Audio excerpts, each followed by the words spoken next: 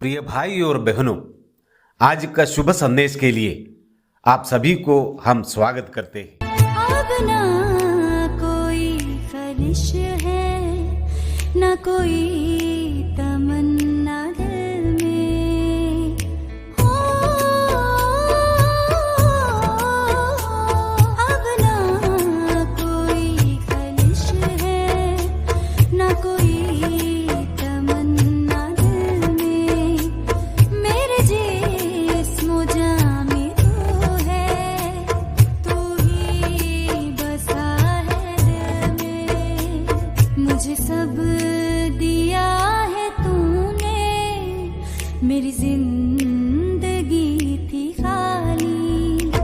मेरी जिंदगी में आके मेरी जिंदगी बचा ली।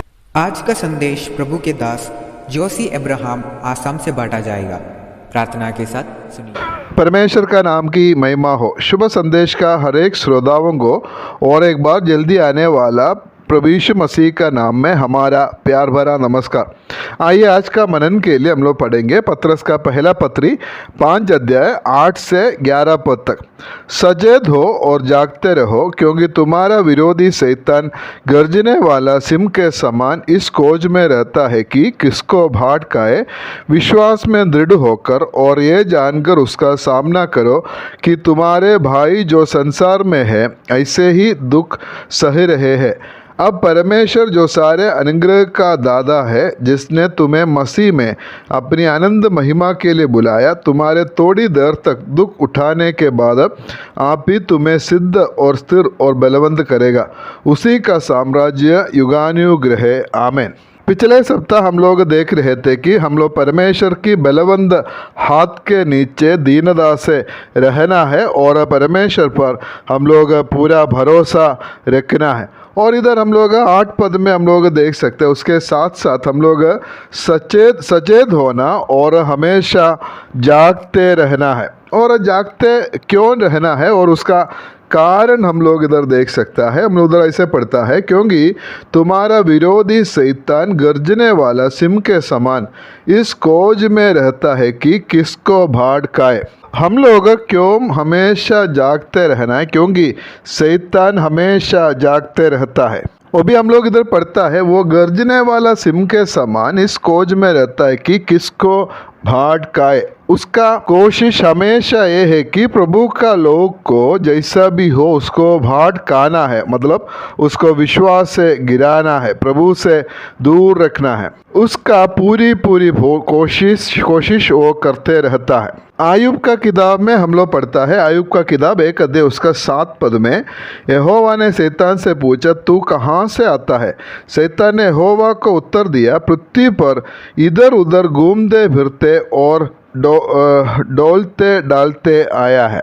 वो हमेशा घूमता फिरता रहता है और किसको गिराएंगे, और वो कोशिश में वो हमेशा रहता है। इसलिए प्रभु यीशु मसीह भी अपना चेलों को बोला था। मत्ती रसूल समाचार 26 अध्याय उसका 41 में हम लोग पढ़ता है, जागते रहो और प्रार्थना करते रहो कि तुम परीक्षा में ना पड़ो। पत्रस का पाठकों ने इस प्रकार बहुत बड़ा परीक्षाओं से गुजर रहा है और उस समय में उसको विश्वास में कमज़ोर करने के लिए, प्रभु से दूर करने के लिए शैतान हमेशा कोशिश करता है। कोरिन्थियों का दूसरा पत्र 11 का 3 पद में हम लोग पढ़ता है, परंतु मैं डरता हूँ कि जैसे शाम ने अपनी चतुराई से हव्वा को बहकाया, वैसे ही तुम्हारे मन उस सीधाई और पवित्रता से जो मसीह के साथ होनी चाहिए कहीं भ्रष्ट ना किए जाए। शैतान शाम के जैसा चतुराई से हमारे साथ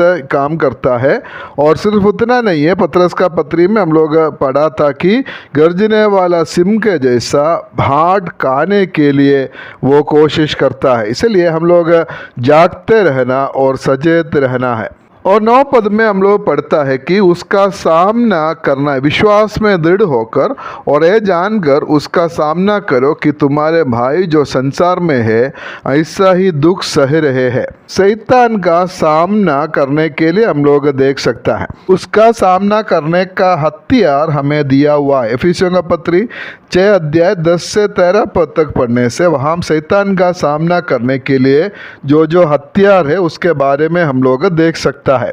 याकूब का पत्री 4 का 7 में हम लोग पढ़ते हैं, इसलिए परमेश्वर के अधीन हो जाओ और शैतान का सामना करो तो वो तुम्हारे पास से भाग निकलेगा।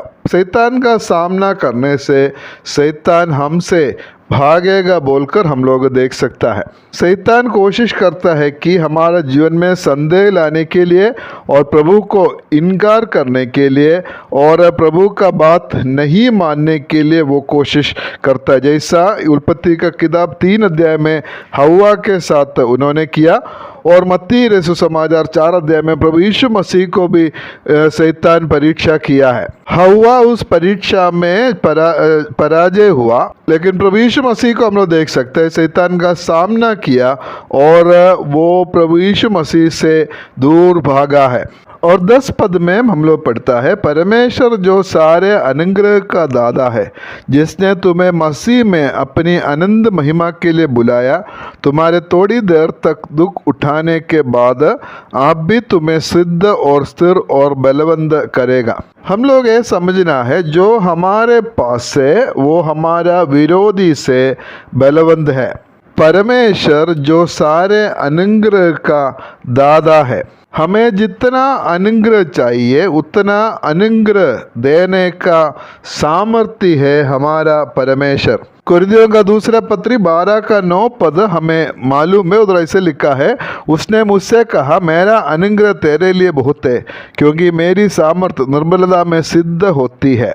हमारा परमेश्वर सारा अनुग्रह का दाता है, वो हमें अनुग्रह देता है।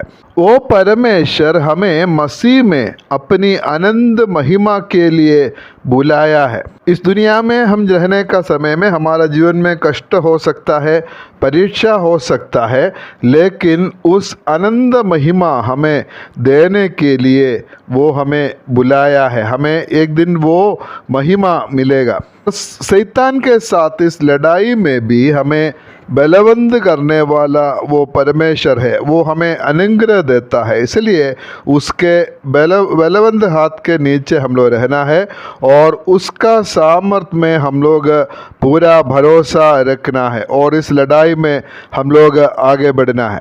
कुरिन्थियों का पहला पत्री 10 अध्याय उसका 13 पद में ऐसे पढ़ते हैं, तुम किसी ऐसी परीक्षा में नहीं पड़े जो मनुष्य के सहने से बाहर है। परमेश्वर सच्चा है और वो तुम्हें सामर्थ्य से बाहर परीक्षा में ना पड़ने देगा, वरन परीक्षा के साथ निगाह भी करेगा कि तुम सह सको। हमें जितना परीक्षा सह सकता है उससे बढ़कर हमें परीक्षा देने के लिए वो अनुमति नहीं करेगा। और परीक्षा हमारा जीवन में आने का अनुमति अगर परमेश्वर देता है तो उसमें से बचने के लिए हमें उसका उपाय भी वो देता है। उसका अनुग्रह सब बातों में हमारे लिए काफ़ी है। इसलिए 11 पद में हम लोग पढ़ते हैं, उसी का साम्राज्य युगानुयुग रहे, आमीन। इसलिए मसीही जीवन में हमें बहुत सारा परीक्षा को हम सामना करना पड़ता है और शैतान भी गर्जने वाला सिंह के जैसा इस खोज में रहता है कि किसको भाट कर खाए। तब हमें अनुग्रह चाहिए और वो अनुग्रह परमेश्वर हमें देता है और शैतान का सामना हम लोग करना है और परीक्षा में हम लोग निराश नहीं होना और हमारा मन कच्चा नहीं होना है। विश्वास में हम लोग आगे बढ़ना है और एक दिन हमें वो आनंद महिमा हमें मिलेगा। उसके लिए परमेश्वर हम सबको सहायता करे। परमेश्वर का नाम की महिमा हो।